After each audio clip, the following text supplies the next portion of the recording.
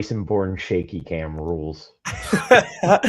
Hello, everybody, and welcome to the latest episode of From This Point Forward, a Buffalo Sabres comedy podcast. Here with Chris Plumer and Sebastian from The Little Mermaid. Ryan Mira is joining us from Florida. That's the type of commitment he has to the podcast. So much to talk about. Olympics done, real hockey back. Let's go.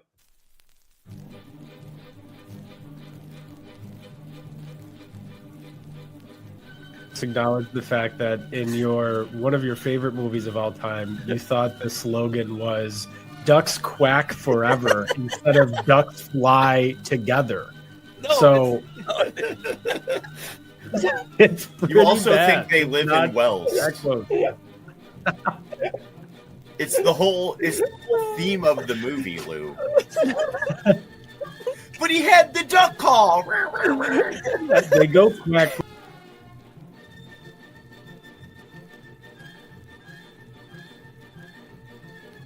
It would be Malcolm Subban, mostly because that one season where instead of letting him play for the Sabres for the last game of the year, they had him sing the national anthem.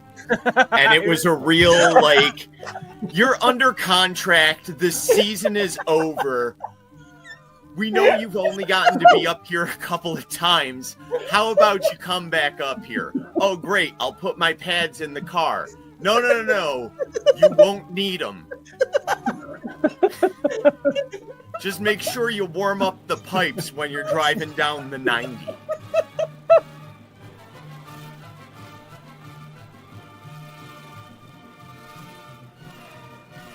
Mitch Marner. You heard it, Mitch. If you want to sign here, you can drill Ryan's mom.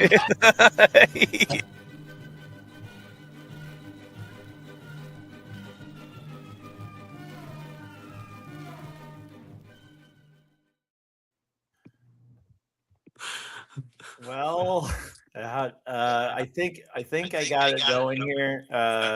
We're on the X. Sorry, we're having problems here streaming in the X, but I think we're good to go now.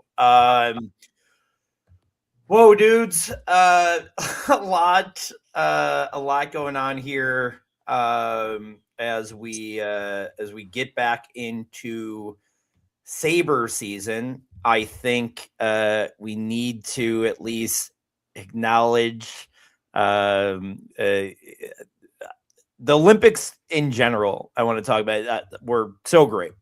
I was up at 6:00 in the morning every morning. I was watching Slovakia versus Latvia. I mean, I'm watching the game. I was just into it.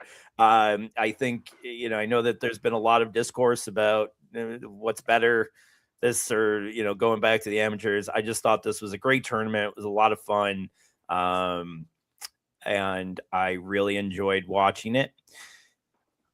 Yesterday felt like the biggest day, or was it yesterday? What's today? Monday. Yesterday felt like the biggest game maybe in hockey history. I don't even know if I'm really being too crazy there, but as excited I was for the win, as cool as the environment is, I'm feeling a little bit differently today. I don't want to get I want to be a snowflake. I don't want to have people coming at me, but I feel very conflicted on how I'm feeling about this team today. But I'll keep it short and let you guys talk about it. I really love the tournament. Chris? Congratulations. They won the medal. We knew about this team beforehand. It's part of why I hate the Tkachuk brothers, outside of how I don't like the way that they play the game. They're also despicable human beings off of the ice. I see the watchers going down drastically as I say this, and I don't give a shit, okay? We spent a lot of money for the FBI director to go and chug beers with them, and the Dow is below 50,000 right now. He should be arresting criminals. The team should be arrested for keeping him from doing his job. Congratulations on the gold medal. Yeah, maybe it's just being away on vacation and being in the sun and getting, charred in the sun and a little crispy here. I'm just like I'm kind of just enjoying the ride. How is The Mar-a-Lago, Ryan? yeah, it's not.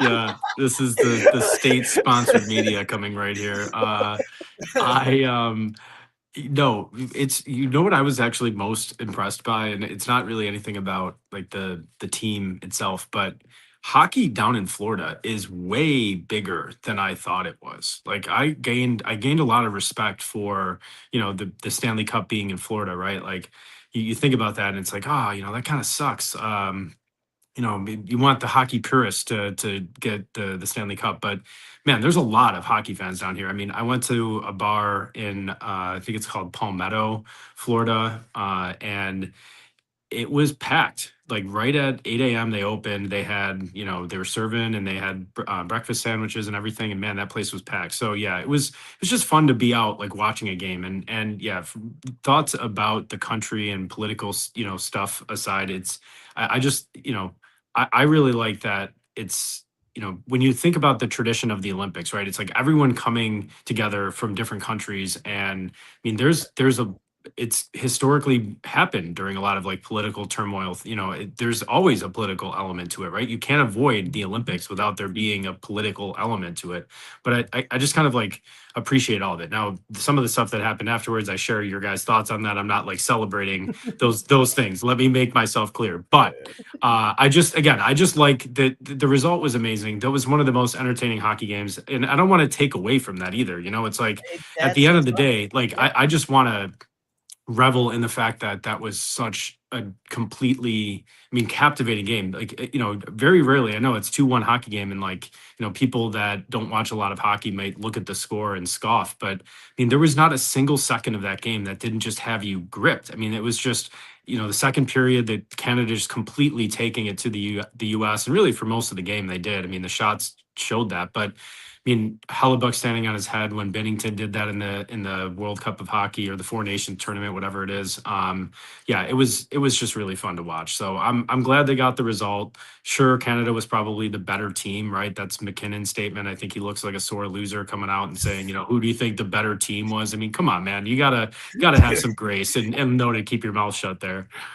My favorite thing that came There was from a little more everything. context in that quote.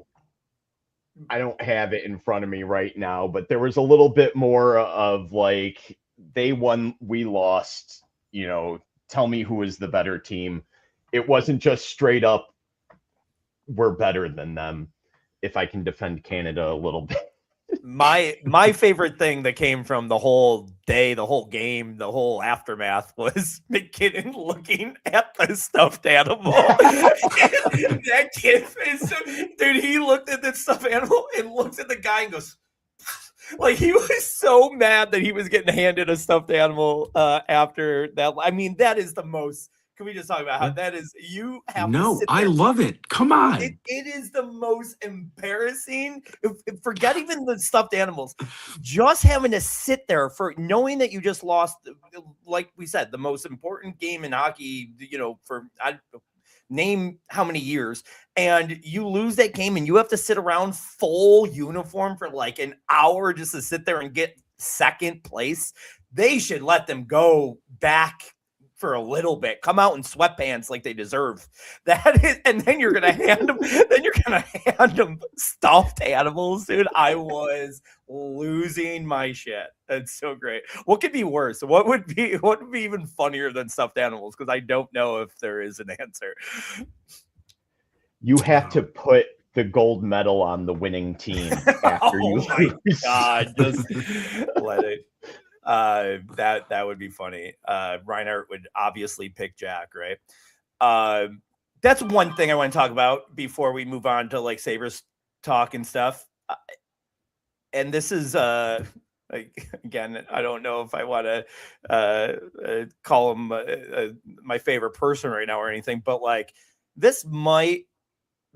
I fully expect Jack and Tage to get honored together in the Sabres' first home game back against the Knights. So they will both get called out to center ice before the game. I can't imagine anybody not like booing him or anything, because Tage is going to be with it, So like, there's going to be a loud cheer. It might be the loudest Jack has ever heard in that building, and I wonder if he doesn't take the opportunity to commend the fans on that after the game, and then everyone's happy, and we could lose this. We got to boo Jack every time he's here. I'm booing him. And you know who else is going to boo him? Rasmus Dahlin, when he has to hand him a stuffed animal at center ice for winning the gold medal. It's a ceremonial Build-A-Bear moment at center ice. They're gonna...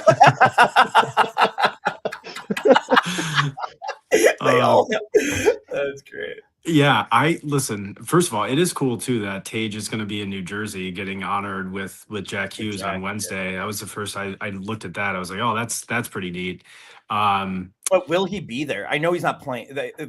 He's not playing. I don't think. Oh, yeah, that makes sense. I don't know if he'll be. I don't know if he'll be there yet. But the reports are neither of them are probably playing. They'll be in the press box then. Like, they'll probably. I think so. I think so. Yeah, but yeah, maybe this again just is me being on vacation and just generally like getting some vitamin D more than I usually do this time of year. But like, I'm kind of ready to move on with the Jack Eichel stuff too. Like, I really still feel like the Sabres botched that situation. The more that you think about it too, like, I get that he had his faults and his flaws too, but I mean, Eichel's doctors were right in the end. I mean, that was the right move and we were wrong. So if that's really what killed the relationship, then so be it. But yeah, I'm ready to cheer for it. It was such a great moment. I mean, watching mostly just like the latter part of the games. I didn't watch some of the preliminary games, but obviously once the medal round started, I mean, I was locked in, and it was so cool to see. Tage was tied for the lead in goals until Hughes scores there in overtime. He ended up being the leading goal scorer. Tage does a couple things about, and I know I said we were going to move on, but there were a couple interesting things about the Sabres. The two Sabres that played in these Olympics. One, Tage on the power play played front net, which is if you had to pick a spot for this team, that would be the last spot he would play. I understand when you have all that talent, you got to kind of put him somewhere. I would have probably put him his regular spot, high slot, in maybe on the power play too. Obviously, it worked out. He scored 2 power play goals and did well, but it was weird seeing him in that position. And then it was crazy to see him play so little 5-on-5. The guy has more 5-on-5. His power play numbers aren't great, obviously. Where power play struggling. The guy has more 5-on-5 goals in the last 3 years than anybody outside of McKinnon, I think. So pretty crazy to see how little they used him. Ryan? I was not surprised though. I didn't think he had a very good gold medal game. Honestly, like he kind of looked a little bit ineffective and maybe a little slow. I don't know if it was just fatigue or something, but yeah, I felt like he didn't have his top game that day, and maybe it was just the whole line didn't really seem to have their stuff, or the fact that the competition is just really, really good too. But they didn't seem to me to be like the most effective line out there. So I guess I wasn't all too surprised when he didn't have the opportunity in overtime even. And then I found it, was it Sullivan, the coach, made the comment about, Hughes. He's like, that kid's going to score for us. And then he ended up predicting that. And he's the one that scores in overtime, just like the way he'd been playing. I don't know if you guys saw that. What was it? Mike Sullivan. He predicted that. Did you see that? Yeah, I did see that. And that, that's pretty, Hughes played really good. I mean, he was not great in the preliminary rounds. And then they moved him up. They had him on the fourth line. They moved him up and started playing with was it Matthews line. And then, he really kind of kicked it in gear. Tage in this last game may have not been 100% healthy. He came out the game before with the injury. I don't know if that was on purpose or, just a little bit of both injury and a little bit of game plan that they limited his time. Chris? Sorry. I mean, with the amount of time that they played him in the gold medal game, it seems like it wasn't to save him for that gold medal game. He definitely looked, I mean, I watched the first 2 periods with you. at new home of the podcast, Mr. Goodbar, since 40 Thieves sold us out. But like there was a few times where he was on the ice and we were even kind of talking about it, where it was just like he was not moving normal, if that makes sense. Like Yeah. it just he looked labored out there the times that you did see him out there. It is a thing too, is just like everybody is just so fast on the ice. It's just like, does he look like one of the slow guys around, the McDavids and maybe that's a little bit of it. I don't know. But it did look like, and I think the announcers even like made notion of this. So like, I'm not groundbreaking here, but like that game just looked so fast. I mean, I know it was 2-1, but it was insane back and forth. And just everybody on those teams, even the Chucks were laboring their big bodies down the ice pretty quickly. And I know we got to move on, but I just want one more comment. I wish we could get a chance to watch Quinn Hughes more, because man, is he a joy to watch out there. And obviously in the Western Conference, like we're not going to get a ton of chances to get to see now even Minnesota play, but like, man, first thing I thought of when I was watching was like, now I wonder what Yarmo's offer was for him, because I really would have been interested to see what Quinn Hughes would be like in a Sabres jersey. So yeah, that's a pipe dream. Not going to happen now, but man, he was fun to watch. He was. Last thing on the Olympics and Sabres in the Olympics is, do you see the thing that came out today with Dahlin? They did clarify whether or not he was healthy or not, and why he wasn't in overtime. He's like, I was ready to go. So, questionable coaching. I'm fine with it. Obviously, USA gets the win in that game because of it, but like it scared us, right, as Sabres fans. Like, why is this guy not out there in the biggest game? And it wasn't 2 minutes. I mean, right? It was a good 4 or 5 minutes. I mean, it was probably 10 shifts that they chose not to put him out there. It's pretty crazy there. Especially with how he was playing the whole tournament. Like, even if he wasn't up on the score sheet, he was noticeable out there on a pretty good Swedish defense core. Yeah. Anything to add there, Ray? No, just Jake Gensel being on the Team USA was it was your Peyton Krebs. You were texting us the whole time. Guy, I couldn't get over how every time it was like Peyton Krebs coming back, and I just so bad. You were texting us, Plumer and I were watching it together, and I mean, I know a little bit's your bit, a little bit, but I kind of agree. I've always kind of felt that way with him. I always kind of thought he was a product of Crosby, and then he goes to Tampa Bay and still really good, but also, playing with Point and Kucherov and like whatever. I think he's one of those guys that's, I think he's just, I think he's one of those big, slow guys around and scores goals around the net. And I don't know. He's Matt Molson 2.0. That's what he is. He really, but maybe times 10. I think Matt Molson was pretty rough. All right. Let's go, before we start talking about the rest of the year here at Sabres and some trade deadline stuff. Let's look back at our rankings preseason. And I listened to the episode today to try to, get these rankings down. And man, can I tell you two things. One, I was right about a lot. Two, Ryan was wrong about a lot. And I will do those two things. Give me specific examples. Let's not speak in generalities. Let's hear this. Clear. You were against. You wanted to put Sabres way less. You thought Montreal should have been way behind, even though we put them 20th altogether. We came to that. And you guys, let's talk about the biggest thing here. We'll get to all 32, but the biggest thing is here. I pushed the Oilers. I started pushing the Oilers. I told you this at number 20. I said, I think this is where I should start pushing them. I know you guys won't let me. We'll start talking about it when we get in the top 16. You guys push them all to number 1 as the bit. Where are they right now? 20th place. But that was our number 1. They're number 1 in our hearts, though, Lou. Our number 1 in our hearts. I think You ever hear about 20th place being exactly where you want to be at this point of the year? All right. Why don't Yeah. you learn some puck, buddy? It's like the two goal leads, the worst lead in hockey. You know what? Top 19, you don't want to be there. You want to be right in 20th, ready to make a move up. All right. Listen, they've tried. They've tried beating the top team, and it's not worked for them. All right. They need to come in at 20th and go from the other way. That's what they're going to do.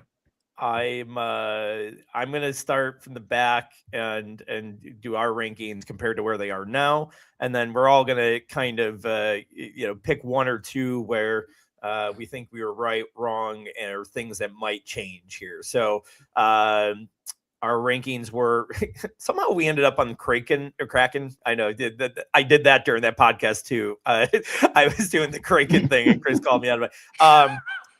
Somehow we ended up 32 there. I thought that they were going to be pretty bad. They're tied for 15th right now. A little weird. Sharks. Okay. Can I ask a quick question? Yes. Because you have the Kraken tied for 15th, and you are saying that the Oilers are 20th. When currently in the standings in the Pacific, the Oilers are in second place with 64 points, and the Kraken are in third with 63. I'm going by win percentage. Which is what you should be I'm doing. sorry. I forgot about your friend on the radio who talks about win percentage as being more important to the rankings that they don't use. I'm just saying that's literally how you do it. That's how you decide where. That's not how the league does it. It does. It is. It just when you consider games in hand and when you get like win percentage, the wins is the big tiebreaker. Just shut up and let me. That's how I'm. But thank you for calling that out because I did not say that. So I will say that that's how I'm ranking these teams. Okay, we've got a lot of problems then. Go through the list. All right, Sharks. We called 31st. They're currently in 24th. Preds, we had at 30th. They're currently 25th. So two good hits there. We knew that they were going to be bad. They both have been bad. Flyers, 29th. They are currently 21st. This is where I messed up. This was my push. I know I remember pushing this pretty hard. I wanted to push them, I think, maybe as close to 32. I thought the Penguins were going to be one of the worst teams in the league this year. They have you still look at that roster. Sidney's old. Melkin didn't play most of the year and then came back, recently, maybe 15, 20 games. He's played fine. He's not scoring. That team is just like, I don't understand how they're doing well, but they are currently 7th. Blackhawks, the only one I think we nailed specifically, 27th and 27. This one I know I pushed really hard. This was another one I may have pushed hard for 32. It's Bruins. We ended up letting me put them in 26. Another roster where I'm like, how the fuck is this team winning? They're in 10th place, win percentage. I just don't understand. Like, it's not the team that has done it for 20 consecutive years. We're like, how did they do it again? How and that do was they your keep point. doing it? That was your point. And Chris and I were talking about this on at the bar the other day. Is like, that is it. You're right. That's it. Like that gives you some form of like. I don't give coaching and system enough credit, I don't think, sometimes in hockey. And that is one of those examples, to your point. It doesn't matter the names on the back, they just keep on winning. So, I won't be as quick to turn them down. I will bet against them in every playoff series, though. But next one, Isles, we had 25th. I did make this point, and it wasn't me who pushed it. I think it was one of you guys pushed it. They're sitting in 12th. I don't think I would have had them that high, but the one thing I said that was scary about putting them so behind is Sorokin could just be great, and that's exactly what he's been. Like, he is just, and they win a lot of 2-1, 3-1 games, and that's how they're where they're at. Flames 24th. We have tied for 20. They're currently tied for 28th, so nailed that. And this next one, 23rd, we even referenced the Gaudreau momentum from last year. I mean, I think I even called it momentum, and said that that's what they were living off of last year, and then they failed. Blue Jackets 14th in the league right now, playing good hockey. You mentioned it, Ryan, during that show, like Fantilli, Werenski's playing lights out. He's probably I don't know. I know the last time I checked, he was the favorite for the Norris. I'm not sure if he still is, but and decent goaltending with Jet Greaves now. So 14th, 22nd, Ducks, they're tied for 15th. Ducks quack together. So they're doing better.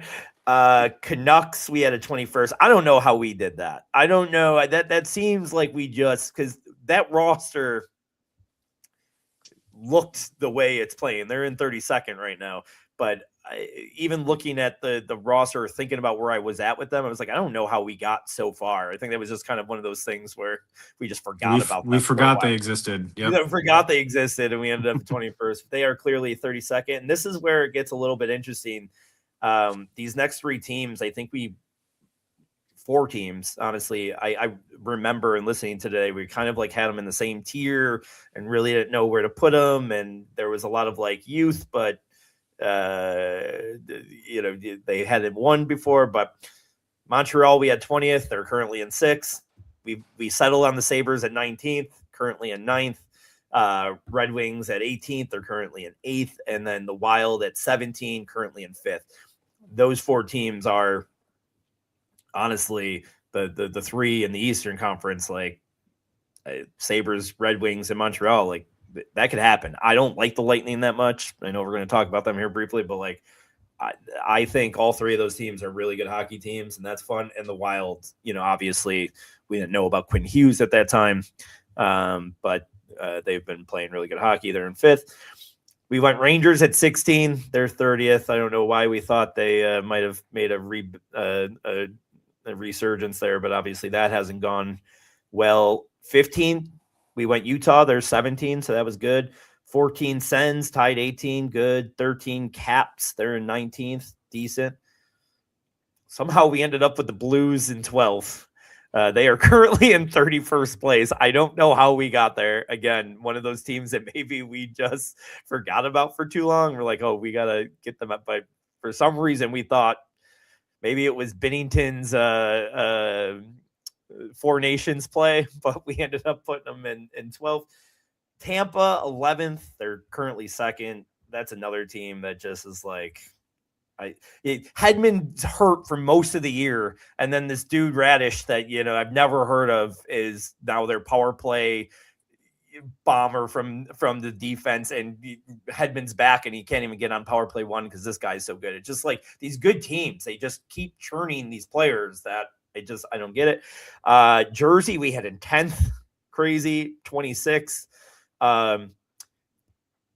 Kings in 9th, and I pushed really hard for them to keep going up, and they're in 22nd right now, and that's shocking to me. But I still think that they're going to push up. Just like you guys want to say the Oilers coming from 20, I think the Kings still make the playoffs. They trade for Panarin. They obviously still think they're very into it. The Western Conference is a lot easier to get into the back end than the Eastern Conference, obviously. I still say that they find their way in.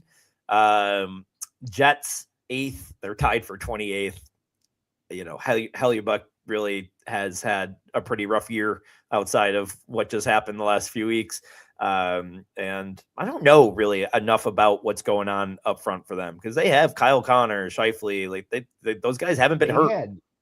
They had injury troubles like the first 2 months. And then when everybody came back, they had like just a losing streak because now they're getting everybody readjusted. We had Toronto in 7th. They're tied for 18th. Could we have saw this? I feel like Toronto, out of all these teams that we kind of like missed on up front, I feel like Toronto was pretty obvious to see this maybe happening. I mean, I think Marner was a bigger piece than what was happening. They obviously weren't good, with Marner. They've kind of struggled, horrible defensively. They did have the goaltender injuries this year, so they've really had weak goaltending all year. But is this something we could have predicted, or you think this is really surprising? No, I mean, I don't know. I suppose we could have predicted it, but I still like the team. I know they're talking about like tearing it down, and I think that would be a mistake. Personally, I know Nyes has not really stepped up as much as they probably wanted him to with Marner gone, and yeah, I think they probably underestimated how much of a loss he was going to be. But Wool was had that personal leave of absence to start the year, so they didn't get goaltending. They're on the backside. I do think they probably have some issues defensively, but I don't know. I'm not going to bet against Toronto. I know that they're probably not going to make the playoffs, and they're sitting back this year. But I think going forward, I don't know if really we were too far off. Sixth place, we were in the Hurricanes. They would have been my number 2. They are sitting in number 3, so that's we're pretty good on that. Vegas 5th, and they're currently in 11th. We had the Avs 4, obviously best team in the league right now. Dallas 3, currently 4th, and then I'm blaming you guys for these two. I was very hesitant with the Panthers because of the back and forth, the cup, and then all the injuries that they had. Barkov and Tkachuk, was known. I did not like that you guys pushed them up this much. They're second. We had them 2. They're currently in 23rd, and then the Oilers, probably just part of a bit by you guys to push them up to 1 as I wanted them in 20th place, but we were way off there in first. So, Chris, you look ready to roll, and you wanted me to get through. Name one place that you are going to switch or think you were wrong, right? Whatever. I mean, since I didn't realize you used percentage for these rankings, and I just want to say, Vegas, even though they are a first place team, even though they are 11th according to win percentage, they have 14 overtime points. They have 14 loser points in their quest for mediocre Western Conference. They are not a top 11 team in the league. I have watched a lot of West Coast hockey this year, and Vegas is the go-to TNT team. And I have not watched them play a good game. I've watched mostly losses. They are not sustainable as a top half of the league team, I don't think. So that's one I want to bump even further back from how bad we messed up putting them in the top 5. And then the other way, I want to apologize to the Penguins, who I believe I called all old during that original show. And they're old, but they're good still. So I was wrong. Well, that takes a big man to say that. So speaking about big men, Brian Russ. Mira, I am refusing to admit that I was wrong about anything because I am not a big man. I do think I was wrong about Montreal. I think I referred to them. I was like, there's no way that Montreal is better than Sabres, because we'd been kind of just like hanging, slightly ahead of them in this rebuild, I felt like, for the last couple of years. But anyways, I was wrong about that. I think I did have some good points about Columbus. And I don't know, to me, the top of the list, I know Florida and Edmonton, and it's really hard to not just like even have those two teams be considered at the top given what happened last year in the finals. But like, I'm still defending that. Maybe this is just take lock, but I don't think it's fair to say that the Oilers. I still think the Oilers and the Panthers are top 10 teams in the league, and maybe that's crazy to say that. I know they're not playing like it right now, but you have to look deeper than that sometimes. You have to look deeper to the power of friendship and forget about loss. all those friends that they made, that those strong friendships when they won the cup. So well, actually, the Oilers didn't, and they're probably so crushed right now. I mean, look at the morale in that locker room. McDavid is absolutely going to request that he wants to go play with his gold medal winning buddy and Tage Thompson over in Buffalo. So welcome to Buffalo, Connor McDavid. I got Draisaitl was a big listener of the pod, got all excited about my Germany my Germany hype before on our Olympic thing. He got excited and then got really disappointed when they fell out early. Yeah, I mean, I don't think it gets better that those two just played really tough hockey for 3 weeks and have to come back and try to get the ship straight here. If I had to predict it, I think they still miss, but they're right on the cusp. And like we said, Western Conference is easier to get in than Eastern, so maybe they find a way. Panthers, I think, are dead. I was Canes Dallas all year. I mean, that's kind of what I said in the beginning of the show. That's kind of where I still am. I think those are the two best teams in hockey. And we'll see where that goes. But to like compare it to like the NFL and the NFL playoffs this year, I think this, and that's what's exciting about the Sabres right now, is like I think it's pretty parity filled, and I think anybody can win any of these series. Like I'll feel way more confident about like whoever the quote unquote 8 seed is beating the 1 seed, and like I think it's wild card 2 beating the best the best. I just think there's going to be a lot of quote unquote surprises, because I just don't think that there's a dominant team this year. I agree. Yeah. Just also to throw in real quick, on our 20 through 17 run with the Montreal Sabres, Red Wings, Wild thing, I feel like at the time, all of our opinions were kind of the same, of these are young teams that we've been waiting for them to turn the corner for so long, and they hadn't, that we were hesitant to put them any further ahead. I mean, specifically the Sabres, I know how hesitant we all were to do this and see this. And, if we would have done this a month into the season, they would have been 32nd. I mean, that's how.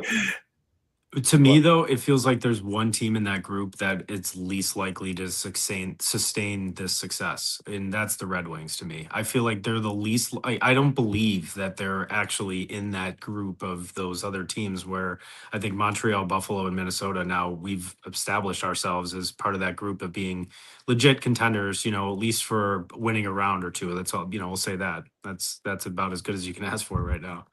Yeah, I like those top 6 in Detroit. Like DeBrincat, I think, is a really, really good player. Larkin showed he wasn't, I feel like he didn't look like one of the elite guys when playing against the other elite guys here in the Olympics, but I mean, still very good. He's got a very punchable face, doesn't he? His facial hair that almost looks like it's like sketched in with a pencil. I forget about everything we mentioned earlier about the political, like even just take all that off. The USA team, pretty much all of them are very punchable faces. Yeah, very punchable faces. They really are. They look like tool bags. Almost all of them. I mean, Tage, maybe not so much. Tage is our baby. We can't, whatever. But punchable face. So many of them just are so ugly. I mean, Brady Tkachuk looks like the dude from Goonies. I mean, they are rough, man, but whatever. I don't mean to that would be an absolutely elite level of self-awareness to go as Chunk from the Goonies if you're Brady Tkachuk. Like how he could instantly win any contest. He would just be so good. Or no, it's not Chunk. Chunk is the truffle shuffle guy. Who's the whatever the monster Sloth. guy? Yeah, Sloth. Thank you. Yeah, thanks. All right, so we talked about that stuff. Let's before we get into the last stretch here, the deadline's coming up in 2 weeks. Lots of options there. I personally think I'm back and forth on this, because part of me is like, is Jarmo, how collected is he as a human being? Because I feel like you took over this team that really went on the stretch after the move. He hasn't been part of that at all. I mean, he hasn't made a move to on this current roster. Does he just want to put his stamp on this a little bit and try too hard at the deadline? I'm going to say no. My prediction is that they just add a piece or two on the blue line. A couple depth defensemen, maybe one guy that's you'd consider more than depth, but that's my take of what we'll see in the next couple weeks. Chris, I feel like he's been in the league long enough and smart enough to not want to rock the boat just to put his stamp on it. They need a defenseman that can play more than 12, that can play up to 16 minutes a night if needed. Not every game, but you get some penalty trouble or you get somebody who has to sit out a period. They need to make that move. And I think it's more going to be housekeeping for him, because it's going to be a cluttered forward room, assuming that Kulik's skating. He's not in team practices yet, but he seems like he's probably going to be back by end of year. Guys are coming back. Like, just clean things up for me. That's all I need out of him. Yep. To me, I concur with what you guys are saying. I think he's just going to supplement the roster as far as, adding a depth piece here or there, when it becomes available. I do think that it's nice having a veteran GM in here. All jokes aside, I think we do have to give some more credit in revisionist history to Kevin Adams and some of these moves that he's made. Really, I mean, we joked about it, and man, I think that guy did get potentially a raw deal. But I will say, I don't think we were wrong about how he was viewed necessarily around the league as far as his reputation and the respect he was getting from other GMs. And now I'm happy that we have a guy in there that you are very confident, at least I am, it's not going to get raked over the coals in trades, and is also, like Chris said, not going to, sell the farm, so to speak. I know that phrase is overused, but sell the farm for a temporary fix, right? You look at what the Colts did. I know it's tough with the injury with Sauce Gardner in it, but I remember hating that move back then because I was like, they're selling so much of their future on what might be, I know, a good chance, but everything fell apart. And Jones got injured, Sauce got hurt, and now it looks like a tough move. But nevertheless, I think it's going to be a piece or two probably on the blue line. I think you guys are right, and I'm excited for it because you're right. It might just be a small tweak, but I'm comfortable with Norris coming back and these other pieces that are getting healthy. Maybe that's the group we need, and don't tinker too much. The first Indianapolis Colts reference from this point forward.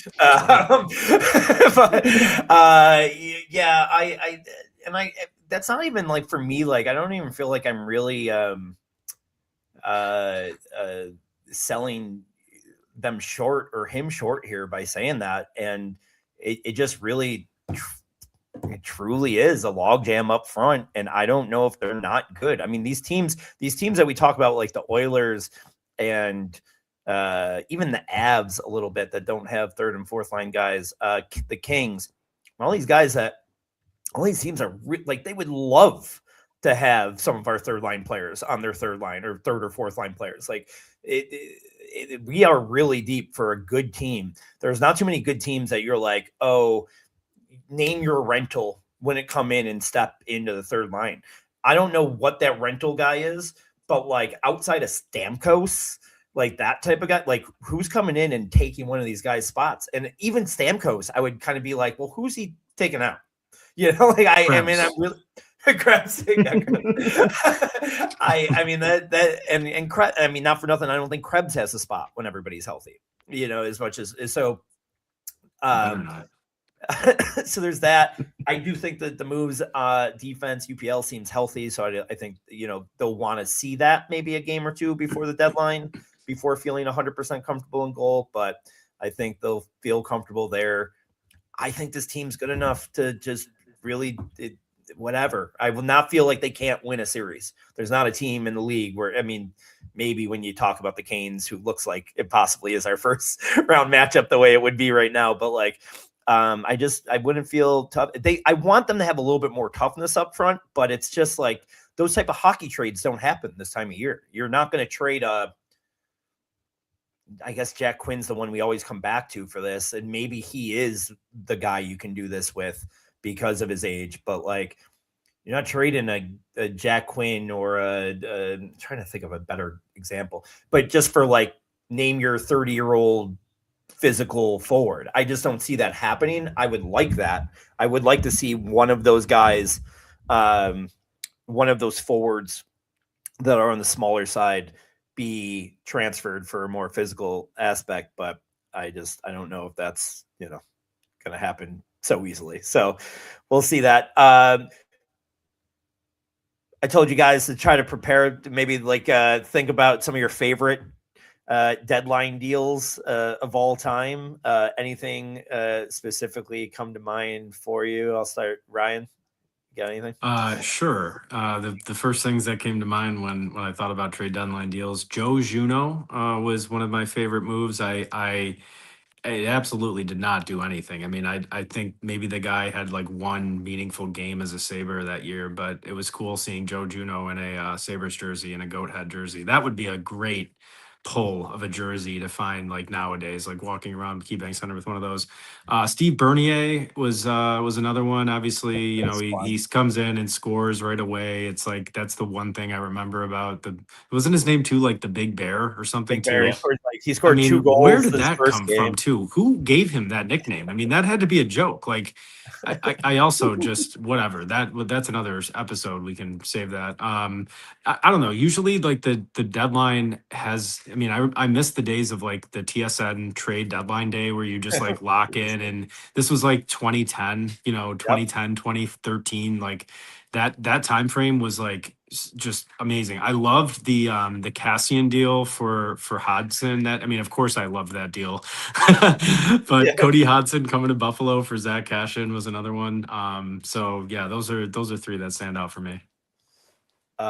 Chris, I had to go back a little bit to try and remember some good trade deadlines, and I found a couple that I wound up enjoying for different reasons. March 10th, year 2000, the Sabres ship out Buffalo Sabres legend Michael Grosek. And who do they get back? Doug Gilmour, the most miserable Buffalo Sabre of all time. I have his red butter knives jersey now. And favorite of mine during the 2000s, JP Dumont. that is one of the deal for Michael Grosek.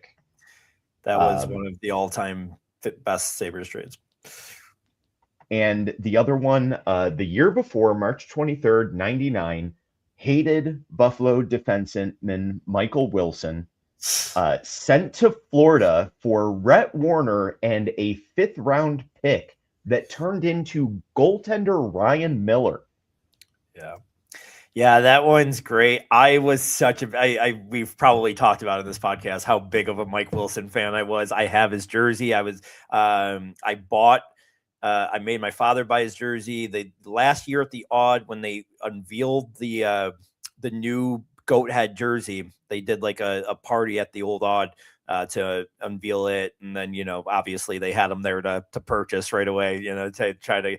And I told my dad I wanted a Mike Wilson. I think I have the only Mike Wilson jersey in Buffalo, and not only do I have the only one in Buffalo, he wore 34 that last year in the Odd. He just came up from the minors, like maybe. Then he switched to 4. And then he switched to 4. And so if anybody else has a Mike Wilson jersey, they definitely don't have 34. So oh my gosh, yeah. It's like a if rare that guy card. had turned out to be even halfway decent, that might be worth some amount of positive money. But you're still it's worth negative dollars right now. I mean, it is, and you've had some good takes in your history, some bad takes in your history, but that is by far the worst take is ever getting your dad to buy you a Mike Wilson jersey. Oh my god, brutal. My favorite Mike Wilson story. One little known fact: when he ended up playing in Pittsburgh, and he was the one he gave.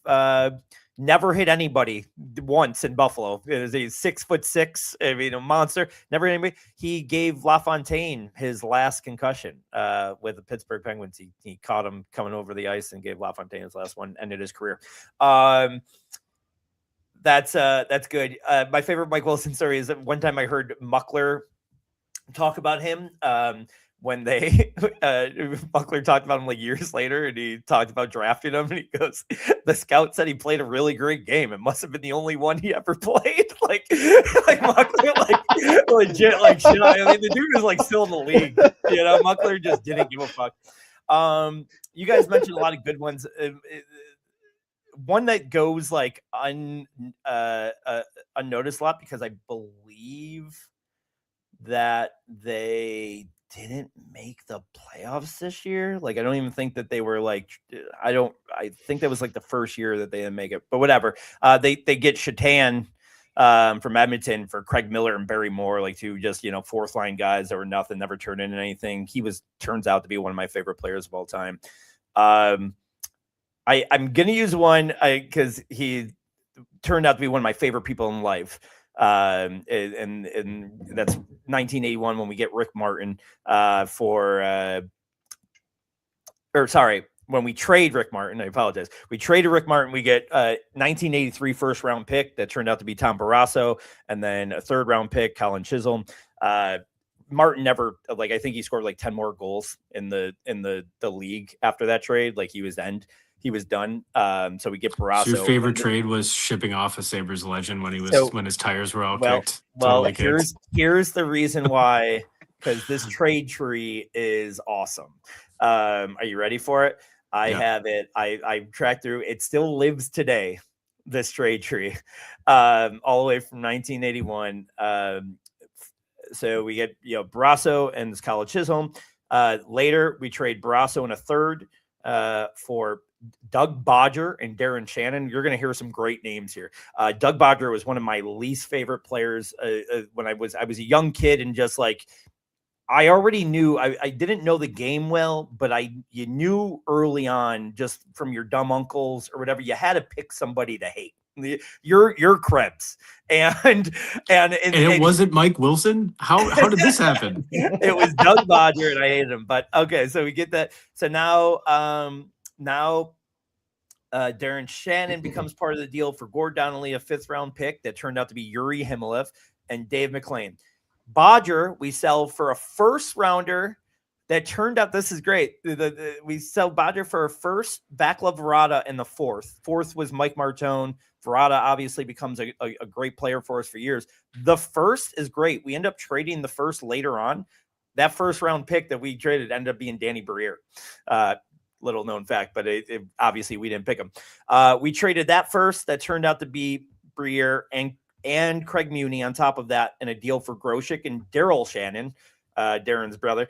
Then we traded Yuri Himalev for Jean-Luc Grandpierre, a 2nd, which was Corey Sirich, and a 3rd, Max Afinogenov. Then Corey Sirich ended up being in a deal, obviously, that brought Chris Gratton and a 2nd rounder. Darcy Regier was a damn genius. Dude, Give genius. that guy his credit. Corey Sirich ended up in that deal. I think that Holzinger was in that deal. Another bum. But yeah, it was so bad. And we bring back Chris Gratton in the 2nd rounder. That 2nd rounder turned out to be Derek Roy.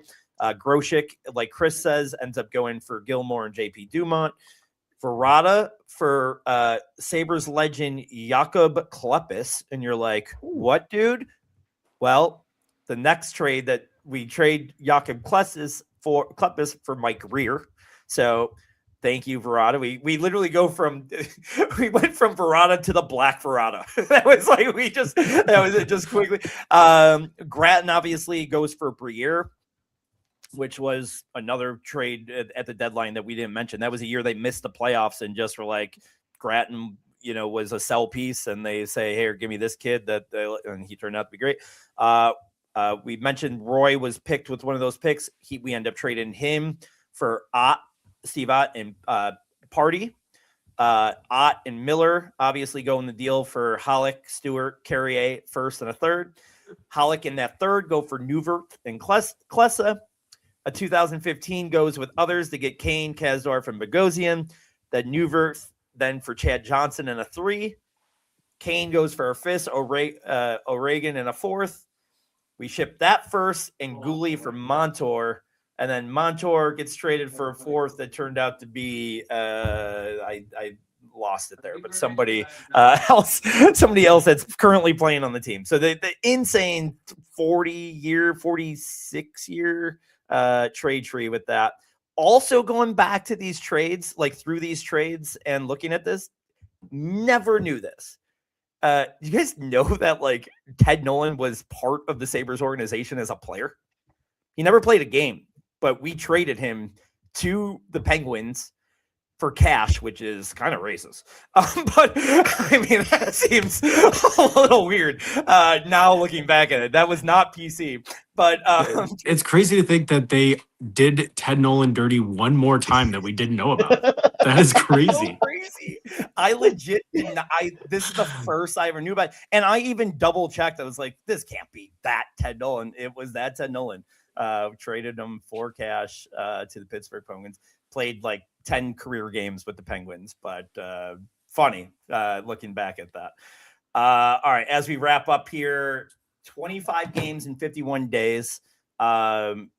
Next podcast that we do, it will be after the deadline, so we'll know any new pieces and stuff. This is the whole league when we say 25 games in 51 days. Like, everyone's playing this condensed schedule now because the Olympics.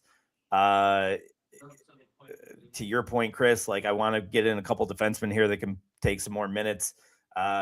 What's your feeling here going into this last rush on where the Sabres are? I mean, feeling cautiously optimistic. Let's just keep going, man. I mean, I know we really needed to get to this Olympic break. I was hoping we'd be a little more healthy on the other side, but it looks like UPL's coming back. Benson's not making the trip, but he's coming along. Norris is supposed to be coming back. Hopefully he can. That's a lot of games for. Yeah, I think 25 games over 25 years is a lot of games for Norris. Yeah, can we wish him well. We need some load management like the NBA with Norris. He needs to play like once a week. I think that's the key to success for this team is if you have these guys coming back. Hopefully Yarmo makes some smart moves coming into the deadline. Like I said, a little bit of housekeeping so that you can try to get the most out of the guys that you have that have kind of set you in this position. Yeah, well, I think Josh Norris is looking at like 25 games in 51 weeks is his usual, expectation. But we'll try to speed up that timeline a little bit. Look, I'm confident. I'm optimistic. At the same time, I looked at the playoff odds over this winter or the Olympic break, and it's 67%. So they're 2 out of 3 times they're making it, but 1 out of 3 times they're not making it. So you never know. You don't want to count the chickens before they roost or whatever that saying is. I mean, it's too early to tell, but I do think that the litmus test and the eye test, it's certainly both been passed for me. I think as long as they come back and they continue to play the way that we've kind of come to expect them to play for the past like 2 months, they should be fine. So yeah, I'm saying let's go. I'm very excited to see what they add, and if they don't add too much, I still am pretty confident. Yeah, I think that's it. I think they need to find a couple defensemen here that could eat up some minutes. They need to do some load management with Josh. Josh Norris is interesting. We don't have the time to get into it, but I'll just end it with this. Like, Yarmo doesn't have any connection to that trade. Like, he could be a surprise, I think. Just like who's going to buy him with this injury history, and what you get back specifically, but he's shown to be great when he's healthy, and maybe someone wants to buy him like we bought him with Cousins. So I wouldn't be shocked there. That's all I'll say. But I think it stays small. I think it stays in the back end. I do think that they find a way. But man, to your point with the 67%, if that just starts creeping in these guys' heads at all, a 4 or 5 game losing streak, fuck me. The guys that have been here through this all, it will start creeping up. Especially right out of the gate too, right? I mean, I'm hoping to see them string together, and they're on a road trip for the first 3 games, right? They're going they're coming south actually this weekend. So I hope they can just get off to the right start with these first 3. Listen, Ryan's moved into Florida. They're coming south. they're coming down south where I live. No, I'm going to be passing them. They're going to be in the air. I'm going to be driving somehow, crazy 20 hours. I'll be driving the other way though. I'm be coming north. So, well, good luck in your travels back. Chris, we will see you in 2 weeks with our new look Sabres, maybe Joe Juno with a comeback. I'm Louis G for Chris Plumer and Ryan Mura. This is From This Point Forward. Have a great night.